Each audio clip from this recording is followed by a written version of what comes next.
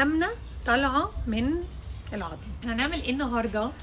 مفاجآت، حاجات جامده جدا. دي هيلثي شوربه العظم بصراحه، وانا عملتها والفيديو بتاعي شافوه ملايين، بس انا حاسه اني النهارده هصور فيديو احلى بكتير بكتير بكتير بكتير. طريقتك مختلفه خالص.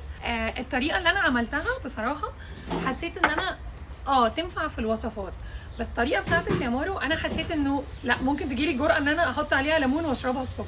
فحالا هنعمل شوربه مرق العظم او نستفيد من العظم لان هي دهون مفيده جدا جدا جدا. احنا اتكلمنا عن فوائدها كتير، النهارده هنقول لكم التيبس والتريكس بتاعت الطريقه. اول حاجه اتعلمتها ما تعملوش زيي، ما تحطوش فلفل اسود مطحون، حطوا الفلفل الاسود سليم لانه دي من الحاجات اللي كانت مخليه لونها غريب قوي. فدي من اكتر الوصفات اللي لازم تعملوها العيد الكبير ده. مفيش حد مش هيعرف يبقى عنده عظم او يبقى قدامه عظم. ازاي نستفيد من العظم ده؟ ان هو كنز بجد بجد بجد، كنز علشان هتستفيدوا بيها وقت طويل. شوربه العظم بقى دي او العظم نفسه بنطلع، لا دي الكوارع. العظم نفسه بنطلع منه بحاجتين، بنطلع منه بالشوربه وهنطلع منها بقى بالسمنه. يعني مره غليت الاتنين مع بعض، غليت العظم مع الكوارع كله مع بعض. عارفه الفرق بين الكزبره والبقدونس؟ يعني في فرق ديفرنس بسيط، فعلشان كده الكوارع خليها لوحدها والعظم خليها لوحدها. بس الكوارع بتعملي منها شوربه برضه. بس شوربتها للناس اللي بتحبها قوي. يبقى فيها نخاع.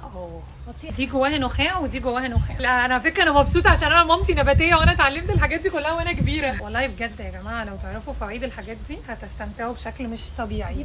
حاسه ان احنا في المشرحه بتاعه الجامعه. كوارع وده بيتاكل في يعني بيتحط بقى في كل الاكل. فته. انت ازاي النظافه دي؟ السمنه بتطلع امتى؟ دي مهمه جدا.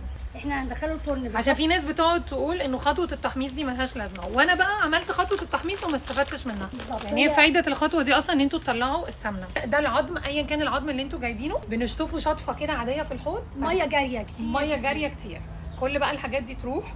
بعد كده بننقعه في المحلول اللي هو ميه وملح وليمون وورق لورا وكوبيبه صيني وفلفل سليم، وبعد كده بقى هيدخل الفرن.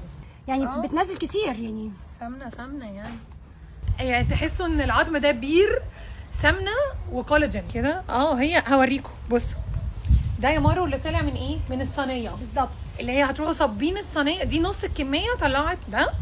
بصوا السمنه شكلها عامل ازاي. عايزه اوريكم سمنه. شوفوا الكولاجين. والان مع اللحظه الحاسمه هشربها دايركت. هي سخنه. طب جربي كده. دي حلوه والله. خدي شطه. بسم الله.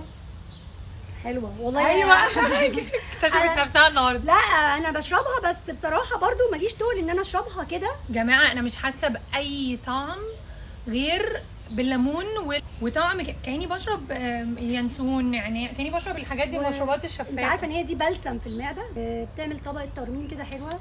مبروم على مبروم ما يلفش. ايوه انا عارفه ان انا بشربها سايله، بس هي لما تدخل جوه هتصلح حاجات، هتعمل طبقه جيلاتين كده وفي نفس الوقت بقى ايه. بصي لما قلتي لي عليها انا حسيت للحظه انك ممكن تكوني بتستصعبي تشربيها. حسيت فقلت يعني قعدت اقول يا رب تعجبها. هي حلوه قوي. الحمد لله هي حلوه قوي. انا متخيله ان انا لو عملت بيها شوربه لسان عصفور خلاص كده. ايوه شربت الكوبايه واحنا بنتكلم اهو. انا مش مصدقه. لا دي احلى حاجه ساعدتني النهارده ان اتغذيتي. ايوه محتاجه اتغذى اليومين دول. مارو تسلم ايدك حبيبتي بجد. ما هو العيد النهارده ولا ايه؟ عايزه اثبت لها ان احنا ممكن نطبخ بيهم وطعمهم حلو وناكل ولادنا. حاجه احلى انه بجد الانرجي بتتحس حتى لو هي ديجيتال. انا من قبل ما اجيلك انا حاسه ان دي نفس الانرجي اللي هتوصل لي واللي انا فعلا محتاجاها اليومين دول، فانا اخدتها. حبيبتي